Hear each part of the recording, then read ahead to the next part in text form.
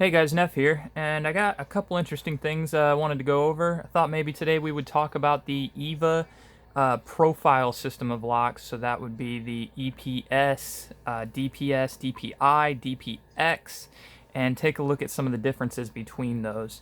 They generally come in a pin tumbler or a slider version, so like one of the pin tumblers would be this EVA EPS, which I got. It actually says EPS XP on it. They made quite a few of these different ones, but that's just your standard pin tumbler design. And why they're called the profile system is because the keys have different profiles cut into the sides that don't quite match, and it has a sidebar that interacts with that. It's more a key control sidebar that works kind of like a trap pin. So that's where they got the name for this, for the profile system. We have the EPS, which would be the extra profile. The DPS is the double profile, which I don't actually think I have a DPS here. One interesting thing is this one is actually marked DPS, but my understanding is that DPS has never had a slider version. Now, if you guys can see in here, see what looks like the tip of a pin, but it's black above there. That's actually a slider that goes up, and my understanding is that some of the DPI locks, the keys can use the DPS keys, so it's actually a DPI with a DPS key. And that would be the double profile system. That one is supposed to have two interacting sidebars in there, one for the trap pin on the side, and maybe it was also for the sliders, because the sliders have a sidebar that interacts with them. I'm just kind of going by the best I could read on there. But as far as the pin tumbler versions work, I don't believe they had a double sidebar, but maybe there was a certain way that worked. Oh no, the DPS for the pin tumbler, I believe, had two key profile sidebars. I believe that's what it was, the double profile. And then we have the DPI, which is what I actually believe this lock is. They are both slider locks. And you can see in here again where it just looks like you have the tip of a pin, but that's actually just a slider coming out that has multiple false gates. And my crowning EVA, well, actually it's a tie between these two, but I really wanted to show both of these off. This is one I got. I just took it apart. Thankfully it's modular. I just took it apart so that I could pick it on camera and get it gutted easily, but that is a true black EVA lock, which is just cool. Usually it's a burnished bronze. This thing is actually painted black, and it's beautiful. I got it new in box from Moon. Thanks, Moon. And we'll be picking that here in a short while on camera. And the last one I wanted to show you guys, which is very similar. This is also another EPS. Actually says EPSM on there, if I can get the focus right. Yep, got the EPSM. Here's what's cool about this one. It's backwards on the key, but you can see backwards. You'll see EVVA. And if we look at the key, first we can see on the key itself, it tells us that it has the EVA profile. And let's see if we can get it on the camera. You see that? EVVA. So I really think locks with spelled out keyways are super, super cool. So this is another thing that good old Moon found for me. So I really appreciate that. One of my favorite EVA locks out there. I just wish it was modular so I could put it in, so I could have two of them and put one in a padlock. But regardless of that, no worries. It's beautiful. So we're going to go ahead and take a look at the slider lock first. These are really tough for me. They rank at purple belt, but I had a very, very difficult time with these. They do have false gates in each slider, so anything that's max lift is going to have multiple false gates, and the goal is to, at least what I figured out, was to preset them. But I couldn't get it tensioned both ways and opened. As depending on the lock, I had to tension it one way, usually clockwise. So we'll talk about it a little more once I get it in the vise here, and we'll go ahead and load this bad boy up to see how it works out. Alrighty guys, we got this bad boy loaded up. Here's the key. We see she works. Alright, so what I'm going to be using today is just a wiper insert tensioner, real thin one, or not wide, and We're going to be tensioning clockwise. Now, one thing to keep an eye on is above the slider, there's just air up there, and if you put your tensioner in too far, you can block one of the sliders, so I have to actually pull that out a little bit. I never trimmed it down to really match how deep I could go. And then we'll be using this long hook, one of my favorite long hooks that I made. This one is my thick one, in 0.25. I have a 0.2 in case I need it.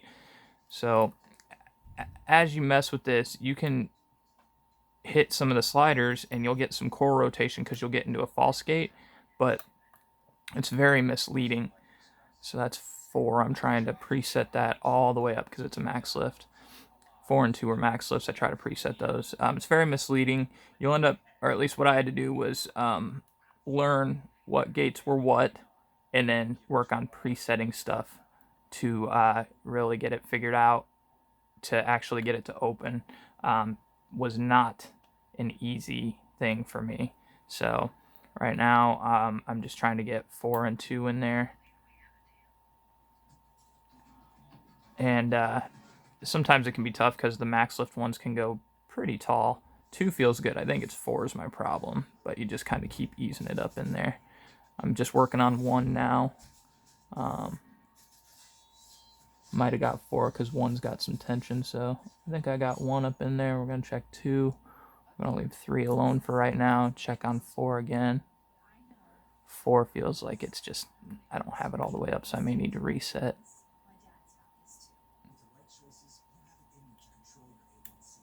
Yeah, so I'm going to ease up on the tension and try and get 4 really pushed up in there.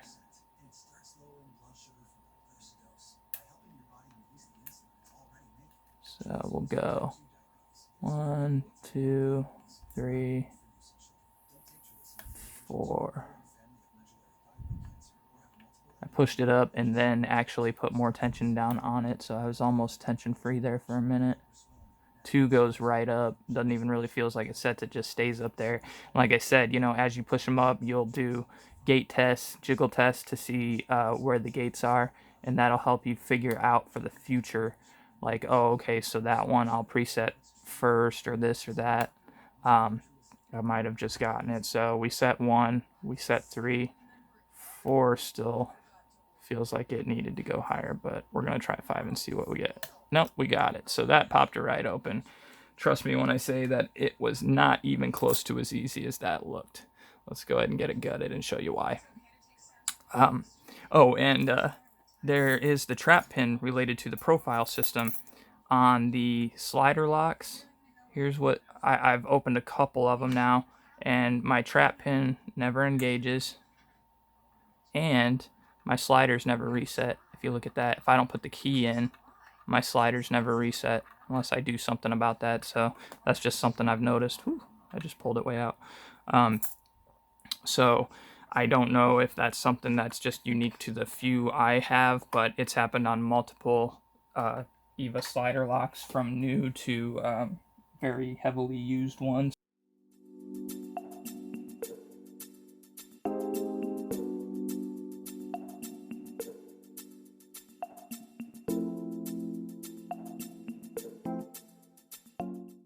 Or anything. So what fell out of it was this. That's your profile system, and what it's supposed to do is that black thing, I think it pushes or the sidebar pushes out or something. You can see how it's pushed in right now, and then when it pushes out it matches up to there.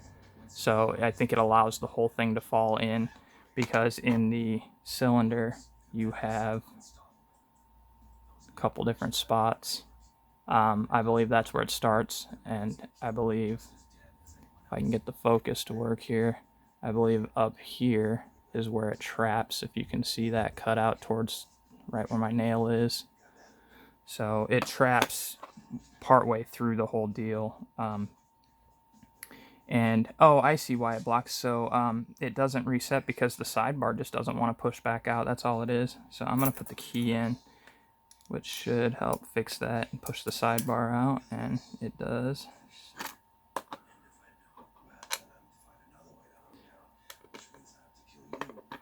For being such a lower level lock, you know, it has legitimate sidebars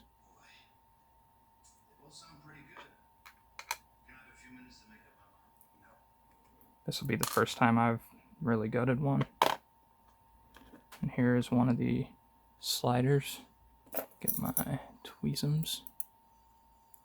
So you can see you've got a true gate and a false in there. And what I'm holding is actually what you're picking on. Oop, hit the camera there. So it just sits like that. And then that finger up there is what sits on the spring. So that would have been 5. Let's get them all done here.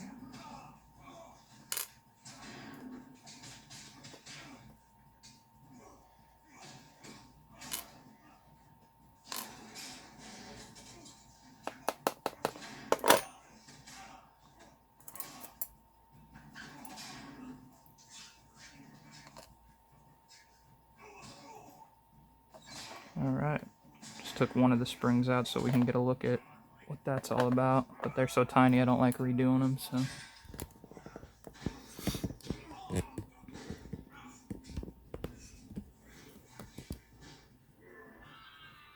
Alright, sorry if you can hear my TV, I'm watching some Burn Notice. So actually, you can see on each one we have a false and a true gate, it looks like. So it looks like they're just cut in at different heights. I'm trying to see if they're even different heights because they all look about the same. Oh, it's just where the finger is on the slider. So that's what decides your height, your key height. They all have the same height for their false and true gate. And there's our profile sidebar. And like I mentioned, for the double profile system, the DPS, they have a passive sidebar on the left. I'm not actually sure what it really does, but I do remember it being called a passive sidebar. There's our spring to run all the sliders.